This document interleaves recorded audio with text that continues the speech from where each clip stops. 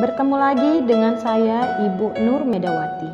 Kali ini kita akan belajar mengenai kebahasaan teks sejarah. Apa sajakah kebahasaan yang terdapat dalam teks sejarah?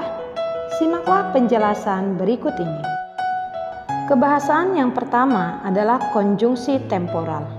Konjungsi temporal adalah konjungsi yang bermakna keterangan waktu. Contoh konjungsi temporal adalah kemudian, lalu, ketika, sebelum, sesudah, sewaktu, waktu. Kebahasaan yang kedua adalah konjungsi kausalitas. Konjungsi kausalitas adalah konjungsi yang bermakna sebab akibat. Contoh konjungsi kausalitas: karena, sebab itu, oleh karena itu, sehingga, akhirnya. Kebahasaan yang ketiga adalah pronomina. Pronomina adalah kata ganti. Pronomina yang terdapat dalam teks sejarah adalah pronomina orang ketiga, baik tunggal maupun jamak. Pronomina orang ketiga tunggal, ia, dia, beliau. Pronomina orang ketiga jamak, mereka. Kebahasaan yang keempat adalah penggunaan kalimat yang menyatakan peristiwa pada masa lampau. Kalimat ini ditandai dengan penggunaan kalimat yang merujuk pada keterangan waktu lampau.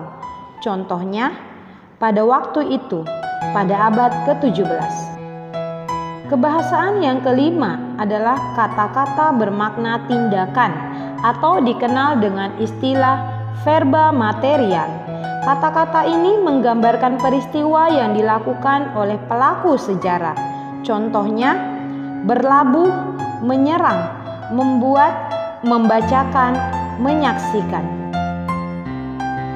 Kebahasaan yang keenam menggunakan fungsi keterangan tempat, waktu, dan cara.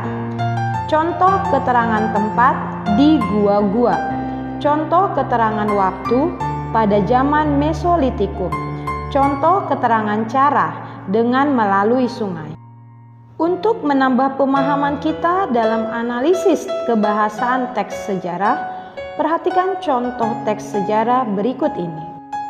Kerajaan Sunda. Kerajaan Sunda terletak di daerah Jawa Barat. Sekarang tak dapat dipastikan di mana pusat kerajaan ini sesungguhnya.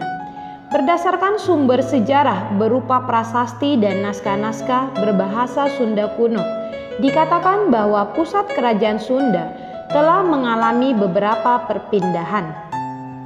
Berdasarkan strukturnya, paragraf tersebut merupakan bagian orientasi.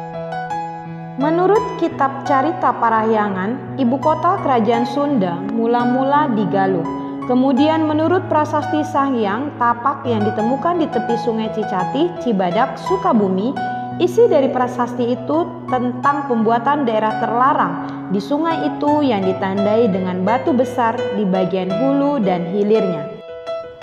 Oleh Raja Srijaya Bupati, penguasa kerajaan Sunda, di daerah larangan itu orang tidak boleh menangkap ikan dan hewan yang hidup di sungai itu. Tujuannya mungkin untuk menjaga kelestarian lingkungan agar ikan dan lain-lainnya tidak punah. Siapa yang berani melanggar larangan itu, ia akan dikutuk oleh dewa-dewa. Kerajaan Sunda beribu kota di Parahyangan, Sunda. Sementara itu, menurut prasasti Astana Gede, ibu kota kerajaan Sunda berada di Pakuan Pajajaran. Mengenai perpindahan kerajaan ini tak diketahui alasannya. Akan tetapi, hal-hal yang bersifat ekonomi, keamanan, politik, atau bencana alam lazim menjadi alasan perpindahan pusat ibu kota suatu kerajaan. Berdasarkan strukturnya, seluruh paragraf tersebut merupakan bagian rincian peristiwa. Kerajaan Sunda menguasai daerah Jawa Barat untuk waktu yang lama. Di antara rajanya yang terkenal adalah Jaya Bupati dan Sri Baduga Maharaja. Berdasarkan strukturnya, paragraf tersebut merupakan bagian resolusi. Hasil analisis unsur kebahasaan dari teks sejarah kerajaan Sunda adalah 1. Konjungsi temporal. Konjungsi temporal yang terdapat dalam teks tersebut adalah konjungsi kemudian. Analisis kebahasaan yang kedua adalah keterangan waktu lampau. Keterangan waktu lampau yang terdapat pada teks tersebut adalah menurut kitab Carita Parahyangan, ibu kota kerajaan Sunda mula-mula di Galuh. Analisis yang ketiga adalah keterangan tempat. Keterangan tempat yang terdapat dalam teks tersebut adalah menurut kitab Carita Parahyangan, ibu kota kerajaan Sunda mula-mula di Galuh. Selain itu, terdapat juga keterangan tempat di tepi Sungai Cicatih, Cibadak, Sukabumi. Analisis yang keempat adalah keterangan cara. Keterangan cara yang terdapat dalam teks tersebut adalah dengan batu besar di bagian hulu dan hilirnya. Analisis yang kelima adalah kata kerja atau verba material yang terdapat dalam teks tersebut adalah melanggar, dikutuk. Selain itu terdapat juga verba lainnya. Demikianlah pembelajaran kita pada hari ini mengenai kebahasaan teks sejarah.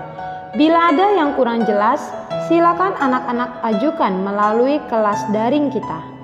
Tetap semangat, jaga kesehatan, dan salam Metodis 5.